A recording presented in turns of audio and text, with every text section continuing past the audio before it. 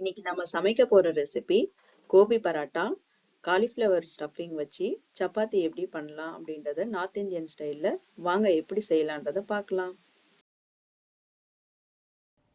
Pan நல்லா heat ஆயிடுச்சு. 1 table spoon அளவுக்கு ஆயில் ஆட் பண்ணிக்கலாம். பச்சை மிளகா பொடிசா நறுக்குனது ஒன்று, ஒரு சின்ன ஆனியன் கேரட் துருகிறதுல இந்த மாதிரி துருகி வச்சுருக்கேன். இதையும் ஆட் பண்ணிக்கலாம். இல்லை நீங்கள் பொடிசாக கூட சாப் பண்ணிக்கலாம். நல்லா வதக்கி விட்டுக்கலாம். இஞ்சி பூண்டு பேஸ்ட்டு கொஞ்சமாக ஒரு 1/2 டேபிள் ஸ்பூன் அளவுக்கு ஆட் பண்ணி நல்லாவே வதக்கி விட்டுக்கலாம், வாசனை போகிற அளவுக்கு.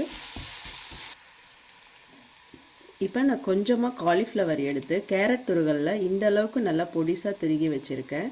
இந்த அளவுக்கு இருந்தால் தான் நம்ம சப்பாத்திக்குள்ளே ஸ்டஃபிங் வைக்கிறதுக்கு ரொம்பவே நல்லா இருக்கும். கொஞ்சம் பெருசாக இருந்துச்சுன்னா நமக்கு அந்த ஃபோல்டிங் எல்லாமே கரெக்டாக வராது, மாவு எல்லாம் பிதுங்கி வெளியே வந்துடும். இப்போ இதை 1 கப் அளவுக்கு நான் ஆட் பண்ணிக்கிறேன்.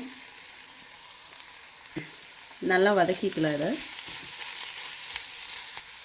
மஞ்சத்தூள் 1 சிட்டிகை, உப்பு 1/2 டேபிள்-ஸ்பூன் அளவுக்கு ஆட் பண்ணிக்கலாம். காய்க்கு தகுந்தாப்புல ஆட் பண்ணிக்கலாம்.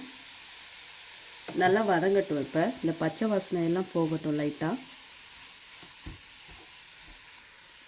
நல்லா வதங்கிட்டு இருக்கு. இந்த ஸ்டேஜில் மிளகாத்தூள் 1/4 டேபிள்-ஸ்பூன் அளவுக்கு ஆட் பண்ணலாம்.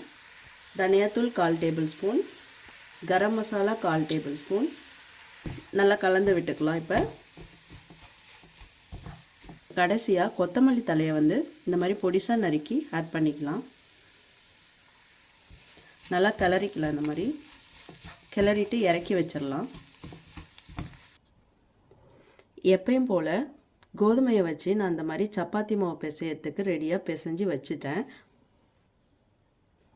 இப்போ இந்த மாவுலேருந்து இந்த மாதிரி ஒரு உருண்டை மட்டும் நான் பிடிச்சி எடுத்திருக்கேன். இப்போ ஃபஸ்ட்டு ஒரு உருண்டையை எடுத்துக்கலாம். இப்போ நல்லாவே இந்த மாதிரி கொஞ்சம் பெருசாகவே எடுத்துக்கணும். அப்போ தான் ஸ்டஃபிங் வச்சு நம்ம ரெடி பண்ணுறதுக்கு நல்லாவே வரும். இந்த மாதிரி நல்லா அழுத்தம் கொடுத்து சென்டரில் இந்த மாதிரி ஸ்பேஸ் வர மாதிரி வச்சுக்கலாம். இப்போ இந்த அளவுக்கு நல்லாவே தட்டி எடுத்துக்கிட்டேன் நான் ஒரு பால்ஸ் வச்சு. இப்போ இதுக்குள்ளே நமக்கு தேவையான அளவுக்கு ஸ்டஃபிங் வைக்கிறோம். ரொம்ப ஜாஸ்தியும் வைக்கக்கூடாது, இல்லைன்னா பிதுங்கிட்டு மேலே வந்துடும். இந்த அளவுக்கு ஸ்டஃபிங் வச்சா போதும். கொஞ்சமாக தான் நான் வச்சுருக்கேன், 1 ஸ்பூன் அளவுக்கு தான் வச்சுருக்கேன். இப்போ இது எல்லா சைடுமே எடுத்து கவர் பண்ணலாம். கொஞ்சம் கொஞ்சமாக இந்த மாதிரி அழுத்தம் கொடுத்துட்டே வந்தால் கடைசியில் உங்களுக்கு ஃபினிஷிங் நல்லா வந்துடும். இந்த அளவுக்கு நல்லாவே எல்லாத்தையுமே மூடியாச்சு. இந்த சைடும் நல்லா இருக்குது பாருங்கள், வெளியே எதுவுமே வரல. இந்த சைடும் நல்லாவே கவர் ஆகிருக்கு. இப்போ எப்பயும் போல் சப்பாத்தி கட்டை எடுத்துக்கலாம். இல்லை கொஞ்சமாக மாவு போட்டுக்கலாம். கோதுமை மாவு தான் போடுறேன் நான். போட்டுட்டு இந்த ஸ்டஃபிங் ரெடி பண்ணோம் இல்லைங்களா, இதையும் இந்த மாதிரி நல்லாவே ஃபுல்லாக கோட்டிங் கொடுத்துக்கலாம் கோதுமை மாவில். இப்போ கொஞ்சம் லைட்டாக இந்த மாதிரி கையிலேயே அழுத்தி விடுங்க.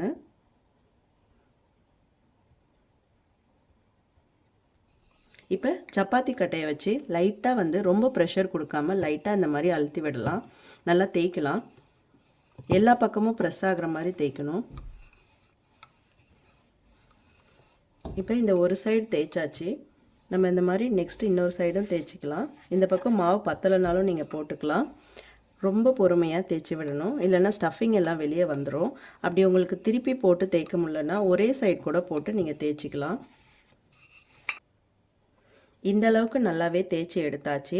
மீதி இருக்கிற எல்லா மாவுலையும் நீங்கள் இந்த மாதிரி தேய்ச்சி எடுத்துக்கலாம் ரெடி பண்ணி. இப்போ பேன் நல்லா ஹீட் ஆகிடுச்சு. இப்போ ரெடி பண்ணி வச்சுருக்க இந்த சப்பாத்தியை இதில் போட்டுடலாம்.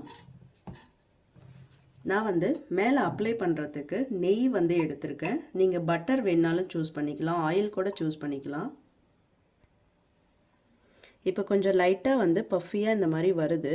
இப்போ இதை திருப்பிக்கலாம்.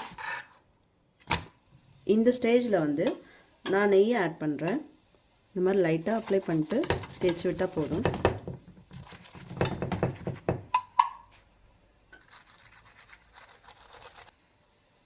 ஃபுல்லாகவே அப்ளை பண்ணியாச்சு. இப்போ இன்னொரு சைடும் திருப்பி இதே போல் அப்ளை பண்ணிக்கலாம்.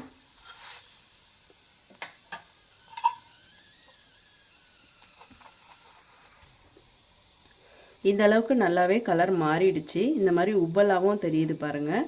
இந்த ஸ்டேஜில் எடுத்துடலாம். இது உள்ள ஸ்டஃபிங் வச்சதுனால ஓவர் குக் ஆகணுன்ற அவசியம் இல்லை.